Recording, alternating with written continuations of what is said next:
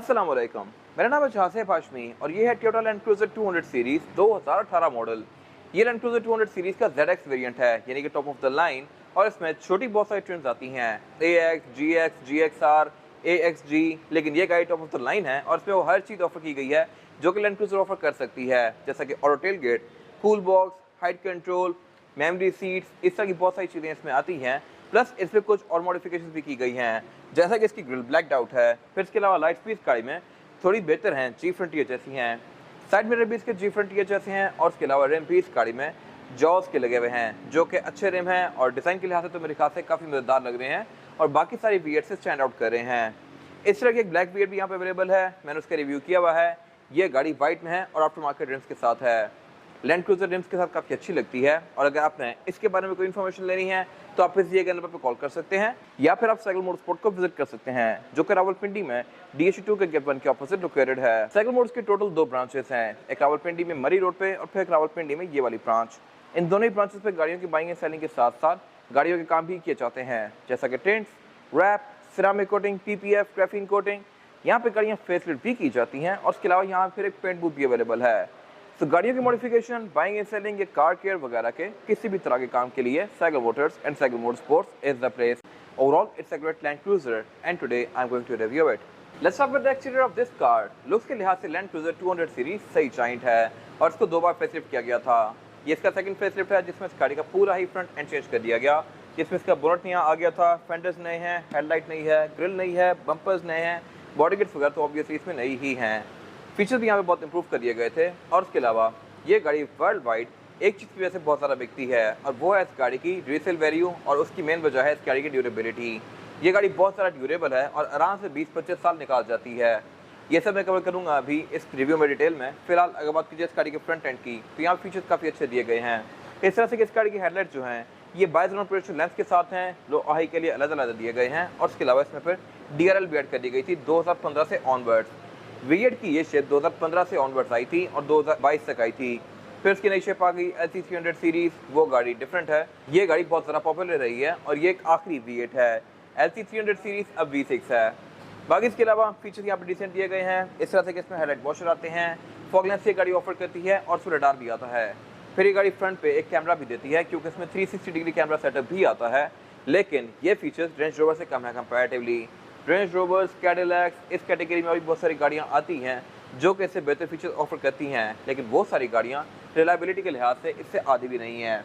ये सब मैं कवर करूँगा। बाकी वेपर इस गाड़ी में रेन सेंसिंग है, हेडलाइट इस गाड़ी में ऑटोमेटिक हैं 2 दफ़ा, एक तो ऑटोमेटिकली ऑन और ऑफ होती हैं और फिर इसमें ऑटो लेवलिंग वाला फीचर भी आता है। इसके अलावा बाकी ऊपर यहाँ पे कुछ और सेंसर्स दिए गए हैं। और अगर बात कीजिए इस गाड़ी की साइड प्रोफाइल की, तो ये मोस्टली V8 की तरह ही है।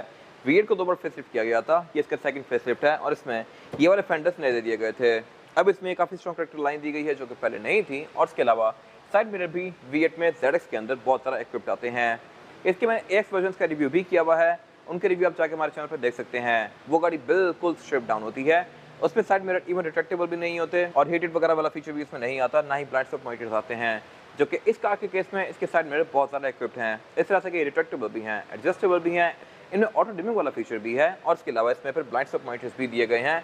अगर बात कीजिए नीचे की, तो यहाँ पे कैमरास दिए गए हैं, पडल लैंप्स दिए गए हैं और इसके अलावा ये जी फ्रंट वाला साइड मिरर है, जो कि लुक्स के लिहाज से थोड़ा सा डिफरेंट है और बहुत खूबसूरत लग रहा है। तो एक साइड मिरर के लिहाज से मेरे ख्याल से ये मैक्सिमम फीचर्स हैं। और अगर बात कीजिए रिम्स की, तो स्पेसिफिक कार में रिम्स 22 इंचेस के हैं, ये भी लुक्स के लिहाज से काफ़ी अच्छे लग रहे हैं और ये आफ्टर मार्केट हैं। फिर इसके अलावा इसमें जो डोर हैंडल्स हैं ये क्रोम की फिनिश में है क्योंकि ये ZX है और इसके अलावा इसमें स्मार्ट एंट्री चारों ही डोर्स में आता है, यानी कि मैं किसी भी डोर से इस गाड़ी को लॉक और अनलॉक कर सकता हूँ इस तरह से। तो ये मेरे ख्याल से एक अच्छी चीज़ है। और अगर बात कीजिए इस गाड़ी की एब्सोल्यूट साइड प्रोफाइल की, तो साइज़ के लिहाज से ये गाड़ी एक फुल साइज SUV है। इसका डायरेक्ट कॉम्पिटिशन LX 570 बनती है, जो एक कॉम्पिटिशन कम, इस गाड़ी का सिबलिंग ज़्यादा है। और इसके अलावा अगर बात कीजिए डायरेक्ट कॉम्पिटिशन की, तो इसका रेंज रोवर बनती है, कैडिलैक एस्केलेड बनती है, इस तरह की बहुत सारी गाड़ियाँ बनती हैं जो कि फुल साइज़ की SUVs होती हैं। ये गाड़ी मैक्सिमम साइज़ की है, इससे छोटी कैटेगरी में प्राडो आती है, उससे छोटी फॉर्च्यूनर आती है, फिर उससे छोटी कोरोला क्रॉस वगैरह आती हैं, लेकिन ये गाड़ी टॉप ऑफ द माउंटेन वाली चीज़ है और फीचर्स के लिहाज से भी ये गाड़ी बहुत ज़्यादा लोडेड है। ये गाड़ी ZX है तो इसमें हाइट कंट्रोल आता है, यानी कि आप इसकी अंदर से हाइट को रेस और लोअर कर सकते हैं अपनी मर्जी के लिहाज से। इसके 3 लेवल्स हैं और एक करती हुई काफ़ी तेज़ी से है। फिर इसके अलावा इस गाड़ी में एंट्री एग्जिट भी आसान है क्योंकि इसमें प्रॉपर अंदर ग्रैब हैंडल्स वगैरह दिए गए हैं, जो कि मैं शो करवाऊँगा अभी। और उसके अलावा ये गाड़ी क्योंकि ZX है तो इसमें सनरूफ भी आती है। सनरूफ हर गाड़ी में लाजमी नहीं है, कुछ गाड़ियों में होती है, कुछ में नहीं होती। ZX में कुछ चीज़ें ऑप्शनल होती हैं, जैसा कि सनरूफ, पावर टेलगेट और इसके अलावा कूल बॉक्स। ये चीज़ लाजमी नहीं है कि हर ZX में हो। कुछ ZX में पावर टेलगेट नहीं होता और कुछ में कूल बॉक्स नहीं होता, कुछ में दोनों ही नहीं होते। तो जिन गाड़ी में चीज़ें होती हैं वो गाड़ियाँ सही टॉप ऑफ लाइन कंसिडर की जाती हैं। ये गाड़ी वही है। बाकी इसके अलावा इसमें बैक विंडोज प्राइवेसी वाली आई हुई हैं क्योंकि ये गाड़ी एक जैपनीज इंपोर्ट कार है। और अगर बात की जाए इस गाड़ी के रेयर एंड की, तो इसमें एंट्री एग्जिट आसान है, इस तरह से कि इसमें प्रॉपर एक यहाँ पे हैंडल दिया गया है। ये चीज़ प्राडो में भी आती है लेकिन फॉर्च्यूनर ऑफर नहीं करती। ये मेरे ख्याल से काफ़ी वियर्ड चीज़ है और अगर आपके लिए इसमें चढ़ना मुश्किल है तो फिर आप इसको नीचे भी कर सकते हैं। LX 570 में एक इजी एक्सेस मोड आता है। वो मोड बेसिकली है कि आप उस बटन को दबा दें तो जब भी आप गाड़ी को रोकेंगे गाड़ी खुद ही ड्रॉप हो जाएगी और जैसे ही आप वापस आके बैठेंगे और उसको चलाना शुरू करेंगे तो वो गाड़ी रेस हो जाएगी। इसमें वो चीज़ नहीं दी गई लेकिन वो वाला काम आप मैनुअली कर सकते हैं इसके अंदर। फिर इसके अलावा बैक पे इसमें स्क्रीन वगैरह आती हैं जो मैं कवर करूँगा अभी। क्वार्टर ग्लासेस में अच्छा खासा मैसेज दिया गया है। रूफ रेल्स इसमें सिल्वर कलर में आती हैं। छोटे वर्जन में ये ऑल ब्लैक आती हैं और इसके अलावा इसमें एक 50th एनिवर्सरी वाला वर्जन आया था 2011-12 में, उसमें रूफ रेल्स क्रोम में आती थी। और अगर बात की जाए इस गाड़ी के रेयर एंड की, तो ये भी लुक्स के लिहाज से काफ़ी मैसिव है पूरी ही कार की तरह। फेसलिफ्ट में इसकी टेल लाइट का ये वाला एरिया चेंज कर दिया गया था और इसकी वजह से इसकी ट्रंक का पूरा ये वाला एरिया चेंज हुआ है। अगर आप 2009-10 वाली गाड़ी को कन्वर्ट करवाते हैं तो आपकी डिग्गी चेंज होती है। ये वाला एरिया पूरा नया डलेगा क्योंकि इसका कर्व भी डिफरेंट है। और इसके अलावा फेसलिफ्ट में टोयोटा हमेशा जो मर्जी कार हो क्रोम बहुत ज़्यादा कर देता है। अगर आप क्रोला देख लें, प्राडो देख लें, फॉर्च्यूनर देख लें, जो मर्जी कार देख लें, जब वो गाड़ी फेसलिफ्ट होती है तो उसमें क्रोम की फ्रिल्स बहुत बड़ी कर दी जाती हैं। Same goes for this car. पहले ये फ्रिल छोटी सी यहाँ पे आती थी, फेसलिफ्ट के बाद इसको पूरा बड़ा करके कंटिन्यू कर दिया गया है टेलर्स के नीचे और टेलर्स में भी इसके काफ़ी सारा क्रोम दे दिया गया है। बाकी इसमें फिर एक ये बैक पे स्पॉइलर ऐड किया हुआ है आफ्टर मार्केट, ये कंपनी से नहीं आता, कंपनी से इसमें एक ही ऊपर स्पॉइलर आता है। टेलगेट गाड़ी पावर्ड ऑफर करती है, इसको मैं की फॉब से अनलॉक कर सकता हूँ लाइक दिस और इसका product portion all the way up जाएगा इस तरह से। LC 200 सीरीज तक इसका टेलगेट फ्लिप में आ रहा था। 100 सीरीज में भी 200 में भी इसको आप ऊपर वाला पोर्शन ऊपर खोलेंगे, नीचे वाला पोर्शन इसका आप नीचे खोलेंगे अलग से, और ये भी गिर नहीं जाता, इसमें हाइड्रोलिक दिया गया है। तो ये एक मेरे ख्याल से अच्छी चीज़ है। आप यहाँ पर चढ़ के बैठ सकते हैं इस तरह से। ये गाड़ी प्रॉपर 7 सीटर SUV है, आप इसकी थर्ड रो सीट्स को खोल के यूज़ कर सकते हैं। फोल्ड ये इलेक्ट्रॉनिकली हो जाएंगी, तो ये मेरे ख्याल से एक अच्छी चीज़ है, जबकि लेक्सस में ये ओपन क्लोज दोनों ही इलेक्ट्रॉनिकली होती हैं। फिर इसके अलावा ट्रंक भी इसकी डिसेंट है, लेकिन अगर आपने इसको और स्पेशियस बनाना है तो आप इसकी सेकंड रो सीट्स को भी फोल्ड कर सकते हैं। बाकी ये गाड़ी क्योंकि ZX है तो इसकी ट्रंक के अंदर यहाँ पे स्पीकर्स दिए गए हैं, ये चीज़ छोटे वर्जन में नहीं आती। और इसके अलावा टेलगेट पावर है तो अब मैं इसको यहाँ से बटन से बंद करूँगा इस तरह से। थर्ड रो पैसेंजर्स के लिए भी इसमें प्रॉपर सीट्स के साथ साथ कप होल्डर्स दिए गए हैं, लाइट्स दी गई हैं, सीट बेल्ट दी गई हैं, एयरबैंड्स दिए गए हैं, स्पीकर्स भी दिए गए हैं। ऐसा नहीं है कि बैक पे बस सीटें लगा दी और उनको लैपटॉप फील करवाएं, लैपटॉप नहीं बल्कि यहाँ पे प्रॉपर उनके लिए फीचर्स भी दिए गए हैं। तो लैंड क्रूजर में ये एक चीज़ बहुत बेस्ट है। फिर स्पेसिफिक कार में बैक पे एग्जॉस्ट सेटअप भी थोड़ा सा डिफरेंट किया हुआ है। यहाँ पे क्वाड एग्जॉस्ट हैं जो कि इसकी साउंड को भी बेहतर बनाते हैं और डेफिनेटली लुक को भी। इसके हाफ गाड़ी के बाद से एग्जॉस्ट को स्प्लिट करके 2 पाइप निकाल दिए गए हैं और ये चारों एग्जॉस्ट ही फंक्शनल हैं, तो ये मेरे ख्याल से एक अच्छी चीज़ है। साउंड नोट भी इसका सिंपल V8 से बेहतर है। इसके बाद अगर बात की जाए इस गाड़ी के इंटीरियर की, तो लैंड क्रूजर ZX V8 का इंटीरियर है। ये गाड़ी टॉप ऑफ द लाइन है और बेडरूम के साथ है। मेरे ख्याल से V8 में बेडरूम सबसे बेस्ट लगता है। कुछ लोगों को ब्रूनो रूम पसंद होता है, कुछ को ब्लैक पसंद होता है, लेकिन सबसे ज़्यादा मार्केट इसी की है। ब्रूनो थोड़ा सा स्पेसिफिक हो जाता है और मेरी ओपिनियन में थोड़ा सा डर लगता है। बाकी इसके अलावा और भी इसमें कुछ टोन्स आती हैं, लेकिन पाकिस्तान में यही दोनों आपको देखने को मिलेंगी, ब्रूनो और बेज। इसमें आगे बात करूँगा अभी। फिलहाल अगर बात की जाए इस गाड़ी के स्टीयरिंग व्हील की, तो स्टीयरिंग व्हील इसका 4 स्पोक है। लेफ्ट और राइट स्पोक को डिफरेंट कंट्रोल्स दिए गए हैं। लेफ्ट स्पोक के जो कंट्रोल्स हैं ये मल्टीमीडिया के हैं। राइट स्पोक के जो कंट्रोल्स हैं यहाँ से आप इसके MID के बीच में नेविगेट कर सकते हैं और उसके अलावा ये गाड़ी क्रूज कंट्रोल भी ऑफर करती है और एक क्रूज एडाप्टिव है, तो ये एक अच्छी चीज़ है। इसके आप डिस्टेंस को अपनी मर्जी के लिहाज से एडजस्ट कर सकते हैं। इसके अलावा अगर बात की जाए हेडलाइट के कंट्रोल्स की, तो इसमें हेडलाइट्स ऑटोमेटिक फीचर के साथ आती हैं। फॉग के कंट्रोल भी यहीं पे दिए गए हैं और इसके अलावा वाइपर भी इसके रेन सेंसिंग है, ये बारिश को सेंस करके ऑटोमेटिकली ऑन और ऑफ होंगे। फिर सिर्फ यही नहीं, इस गाड़ी का स्टीयरिंग व्हील ऑटोमेटिक फीचर के साथ आता है, यानी कि मैं गाड़ी को ऑन और ऑफ करूँगा तो इसका स्टीयरिंग व्हील और सीट एडजस्ट होगी। इसकी सीट्स में मैनुअल फंक्शन आता है, मैं जो सेटिंग बना दूंगा उसके हिसाब से गाड़ी को ऑन करने पर इसका स्टीयरिंग और सीट एडजस्ट करेगी, तो ये मेरे ख्याल से बहुत अच्छी चीज़ है और ये आती भी डेफिनेटली ZX में ही है। इसके अलावा अगर बात की जाए इस गाड़ी की मीटर की, तो मीटर इसका लुक्स के लिहाज से तो काफ़ी डिसेंट है ही, लेकिन इस साइज़ के लिहाज से भी काफ़ी ज़्यादा मैसिव है। इसमें 6 डायल दिए गए हैं, 2 जो मेन डायल हैं ये स्पीडोमीटर और RPM के हैं। इसकी स्पीड लिमिट 180 km/h तक है क्योंकि ये एक जैपनीज़ कार है। फिर इसके अलावा मीटर के सेंटर में इसका MID डिस्प्ले दिया गया है। ये डिस्प्ले क्वालिटी के लिहाज से तो काफ़ी अच्छा है ही और आपको चीज़ें ही बहुत सारी शो करवाता है, जैसा कि इस गाड़ी के messages, warnings, trace, average kilometre पर लीटर, आउटसाइड टेम्परेचर, टीपीएम यानी कि टायर प्रेशर मॉनिटर, गाड़ी की हाइट का स्टेटस और इसके अलावा गियर्स वगैरह। हाइट का स्टेटस इस गाड़ी में आता है ZX में। छोटे वर्जन्स में ये वाला एरिया ब्लैंक होता है और जिसकी गियर इंडिकेशन लेफ्ट पे दी गई है ये AX वगैरह में सेंटर में होती है। बाकी इसके अलावा मीटर की हाउसिंग इसकी नॉर्मल सी है। डैशबोर्ड में इसके 3 स्पीकर्स दिए गए हैं, 2 साइड पे स्पीकर्स हैं, एक सेंटर में सबवूफर है।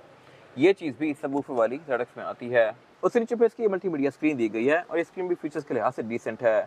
इसमें ब्लूटूथ, ऑक्स, नेविगेशन, USB इस तरह की सारी चीज़ें दी गई हैं। यहाँ पे आपको गाड़ी की स्टार्ट स्पीड शो करवाएगी, क्लाइमेट कंट्रोल भी शो करवाएगी, पिछली स्क्रीन्स को भी आप यहीं से ही कंट्रोल कर सकते हैं। और इसके अलावा इसमें कुछ चीज़ें बेहतर हो सकती थी, जैसा कि अगर इसमें एंड्रॉइड ऑटो, एप्पल कारप्ले वगैरह आ जाते हैं, वो इसमें नहीं दिए गए। इसके अलावा स्क्रीन को यूज़ करने के लिए आप मैप और मीडिया कार्ड डालेंगे तो फिर ये फुली एक्टिवेट होगी, वरना इसके बहुत सारे फीचर्स बंद ही रहते हैं।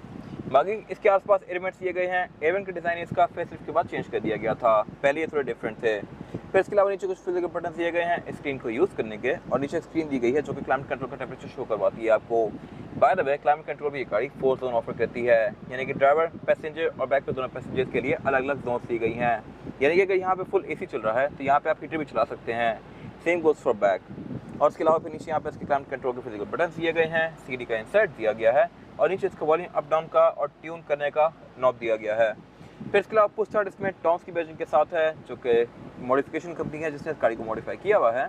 और इसके अलावा उसके राइट साइड पे यहाँ पे कुछ और कंट्रोल्स दिए गए हैं जो कि रडार के हैं, पावर टेलगेट को ऑन ऑफ करने के हैं और डिग्गी खोलने के हैं। इसके अलावा फिर नीचे यहाँ पे मैप और SD कार्ड का इंसर्ट दिया गया है। नीचे एक ड्रॉर दी गई है जिसको ओपन करके मैं इसके अंदर से एक स्टोरेज कंपार्टमेंट एक्सेस कर सकता हूँ। लेक्सस में यहाँ पे वायरलेस चार्जर भी आता है। फिर इसके अलावा नीचे यहाँ पे कुछ और कंट्रोल्स दिए गए हैं जो कि इसकी हीटेड और कूल्ड सीट्स के हैं। ये चीज़ भी ZX में आती है, छोटे वर्जन में ये सिर्फ ब्लैंक होते हैं। फिर यहाँ पे इसका हीटेड स्टीयरिंग व्हील ऑन करने का कंट्रोल दिया गया है। स्टीयरिंग व्हील इस गाड़ी में हीटेड आता है, जो कि अगेन छोटे वर्जन में नहीं आता, और छोटे वर्जन में प्रॉपर यहाँ पे ब्लैक कलर का एरिया लगाया गया होता है। ये पूरा पैनल सिल्वर है, उसको भी सिल्वर कर सकते थे, लेकिन नहीं, टोयोटा ने इसको स्पेशली अलग से ब्लैक रखा ताकि आपको रोज़ इस गाड़ी के अंदर बैठ के अंदाज़ा हो कि आपने क्या क्या चीज़ें मिस की हुई हैं और आप एक्स्ट्रा पैसे पे करके वो चीज़ ले सकते थे, बट आपने एक्स्ट्रा पैसे नहीं दिए। तो ये मेरे ख्याल से काफ़ी इंटेंशनल लगता है छोटे वर्जन में। फिर इसके अलावा उसके बीच इसका गेयर सेलेक्टर दिया गया है। इसमें जो गेयर सिलेक्शन है वो है PRND, और स्पोर्ट्स में करके आप इस गाड़ी को मैनुअली भी चला सकते हैं इस तरह से, लेकिन इससे पैडल शिफ्टर्स नहीं आते। और फिर इसके अलावा इसकी हैंड ब्रेक ट्रेडिशनल दी गई है। साथ ही यहाँ पे इसके ड्राइविंग मोड्स दिए गए हैं। ड्राइविंग मोड इस गाड़ी में 5 आते हैं, नॉर्मल, इको, कम्फर्ट, स्पोर्ट्स और स्पोर्ट्स प्लस। फिर इसके अलावा साथ यहाँ पे इसका ट्रैक्शन कंट्रोल दिया गया है, डिफरेंशियल लॉकिंग दिया गया है, ECD second, MTS mean multi terrain system, यहाँ पे क्रॉल कंट्रोल दिया गया है, और इसके अलावा फिर इसका हाइट कंट्रोल दिया गया है। आप इस गाड़ी की हाइट को रेस और लोअर कर सकते हैं यहाँ पे दिए गए बटन से। और फिर इसकी 4x4 की सिलेक्शन दी गई है जो कि है H4 और L4। इसको आप मोस्टली H4 में रखेंगे, यानी कि हाई रेंज में गाड़ी जाएगी, हाई गियर्स में, और 4x4 पे होगी। इसको 4x2 पे कर ही नहीं सकते। फिर पीछे इसके 2 कप होल्डर्स दिए गए हैं और इसका सेंटर कंसोल दिया गया है। सेंटर कंसोल भी इसका बहुत ज़्यादा स्पेशियस है, और अगर आपने इससे पहले SUVs नहीं यूज़ की तो किसी सेडान से इसके अंदर बैठ के आपको ये बहुत ही जाइंट लगेगा। सेडान्स में इतने से सेंटर कंसोल आते हैं, लेकिन इसमें ये उससे डबल है साइज़ में, और ऑब्वियसली इसकी कैपेसिटी भी बहुत ज़्यादा स्पेशियस है। ये कूल बॉक्स है जो कि ZX में ऑफर होता है, और ऑफर होता है, स्टैंडर्ड नहीं है। और इस गाड़ी में ये चीज़ ली गई है। कूल बॉक्स अगर आप ऑन करेंगे तो फिर ये गाड़ी एक फ्रिज ऑन कर देती है, और यहाँ पर आपकी जो भी कोई ड्रिंक वगैरह हो उसको ठंडा यख कर देगी। फिर इसके अलावा अगर बात की जाए इस गाड़ी की सीट्स की, तो ये सीट्स परफोरेटेड हैं, यानी कि इनमें पंच होल्स दिए गए हैं, और ये पंच होल्स आप पे हवा थ्रो करते हैं, तो ये आपको बेसिकली गर्मियों में स्वेटिंग नहीं होने देती। ये कोई हवा बहुत ज़्यादा तेज़ नहीं होती, लेकिन इतनी होती है कि आपको पसीना ना आए।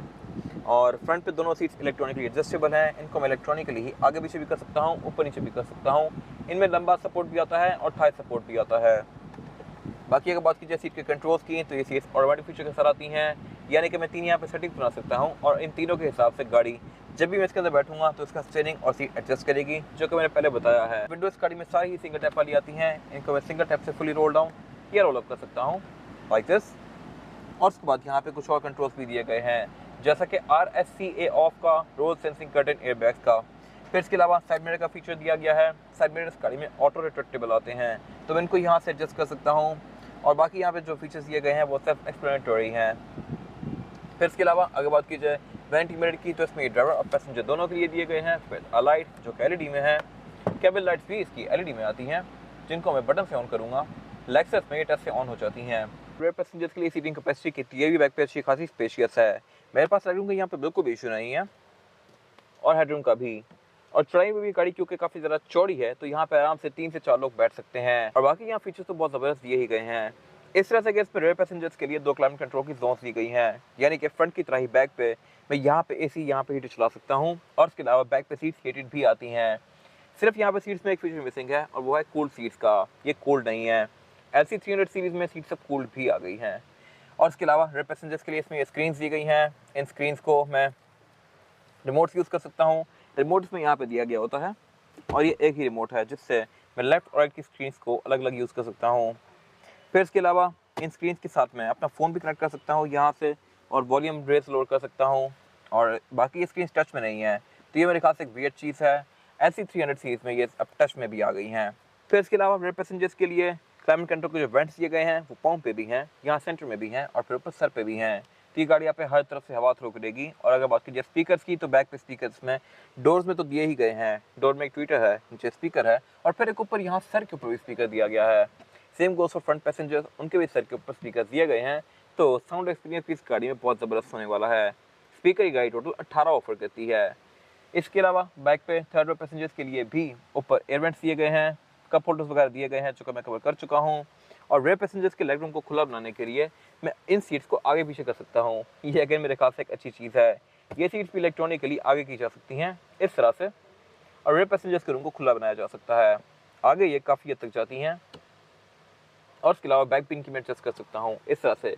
इनकी बैक भी रिक्लाइनेबल है और मैं पीछे करने को काफ़ी पीछे भी कर सकता हूँ इनको इस तरह से। इसके अलावा रेयर पैसेंजर्स के लिए 3 हेडरेस्ट दिए गए हैं, एयर बैग्स आते हैं, आइसोफिक्स के पोर्ट्स आते हैं, सीट बेल्ट्स आती हैं और इसके अलावा यहाँ पे कुछ खास है नहीं। इसके बाद अगर बात कीजिए इस गाड़ी के इंजन की तो स्पेसिफिक कार में जो इंजन है ये 4.6 है, लेकिन इसमें 5.7 वाला इंजन भी आता है जो कि लेक्सस 570 में आता है। वो गाड़ियाँ बहुत रेयर हैं और पाकिस्तान में शायद भी गाड़ी हो क्योंकि एक तो उस पर टैक्स बहुत ज़्यादा पड़ता है और वो गाड़ी इकनॉमी के लिहाज से भी कोई खास अच्छी नहीं होती।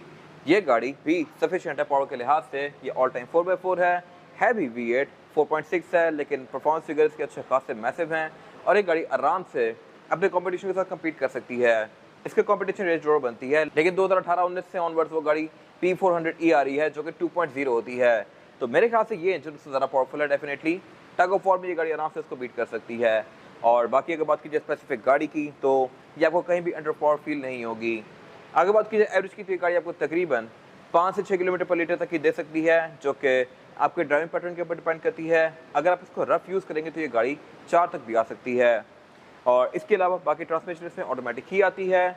इनिशियली जब ये जनरेशन लॉन्च की गई थी तो इस गाड़ी का इंजन 4.7 लीटर पेट्रोल था। फेसलिफ्ट के बाद इस गाड़ी के इंजन को 4.6 लीटर कर दिया गया। ट्रांसमिशन भी इसकी इंप्रूव कर दी गई और इसकी वजह से इसकी परफॉर्मेंस और एवरेज दोनों काफ़ी इंप्रूव हो गए। अगर बात कीजिए परफॉर्मेंस फिगर्स की तो ये गाड़ी 380 के आसपास हॉर्स पावर प्रोड्यूस करती है। LC300 सीरीज अब ट्विन टर्बोचार्ज V6 आती है। ये गाड़ी आखिरी V8 थी। इंजन बेस का काफ़ी टाइटली पैक्ड है, वेल इंसुलेटेड है, बोनट के अंदर इसकी इंसुलेशन दी गई है और इसके अलावा ये गाड़ी ABS, traction control, drive mode ये सारी चीज़ें भी ऑफर करती है। बोनट इस गाड़ी का ओपन हाइड्रोलिक्स होता है और इसके अलावा यहाँ पे कुछ खास है नहीं। इसके बाद अगर बात की जाए इस गाड़ी के टायर साइज की और टायर साइज जो ऑफर करती है ये गाड़ी वो तो 20 इंचेस का होता है, लेकिन इस गाड़ी में रिम 22 इंचेस के लगे हुए हैं और लुक्स के लिहाज से रिम मेरे ख्याल से बहुत बेस्ट हैं। इसकी लुक के साथ ही बहुत अच्छे से जा रहे हैं, लेकिन ये गाड़ी है ही ऐसी कि इसके साथ जो मर्जी रिम लगा दो अच्छे लग रहे होते हैं। खैर ये जॉस के रिम हैं, 22 इंचेस के हैं। टायर साइज जो है इसका ये है 305, 40 और 22। 305 की वजह से ये टायर अच्छा खासा चौड़ा है और रोड पे शायद इसकी नॉइज़ काफ़ी है, लेकिन लुक्स के लिहाज से बहुत प्यारा लग रहा है। बाकी ये रिम 10 स्पोक है, ऑल ब्लैक है और इसके अलावा ये गाड़ी ऑल डिस्क ब्रेक भी ऑफर करती है। तो ये मेरे ख्याल से एक अच्छी चीज़ है और इसमें हाइट कंट्रोल भी आता है, तो आप इसकी हाइट को रेस ऑल ओवर कर सकते हैं। फिर से ड्राइव मोड्स भी आते हैं जो कि इसकी राइड को डिफरेंट टेरेंस के हिसाब से एडजस्ट करते हैं। और सिर्फ यही नहीं, ये गाड़ी ऑल टाइम 4x4 है। बाकी इसके अलावा यहाँ पे कुछ खास है नहीं। ये था आज का रिव्यू। अगर आपको ये रिव्यू पसंद आया है तो इस रिव्यू को लाइक कीजिए, मेरे चैनल को सब्सक्राइब कीजिए और अगर आपके पास इस कार से रिलेटेड कोई भी राय है तो उसको कमेंट सेक्शन में शेयर जरूर कीजिएगा, ताकि वो लोग जो ये गाड़ी लेने वाले हैं वो आपकी राय से फ़ायदा उठा सकें। अपना ख्याल रखिएगा। Thank you.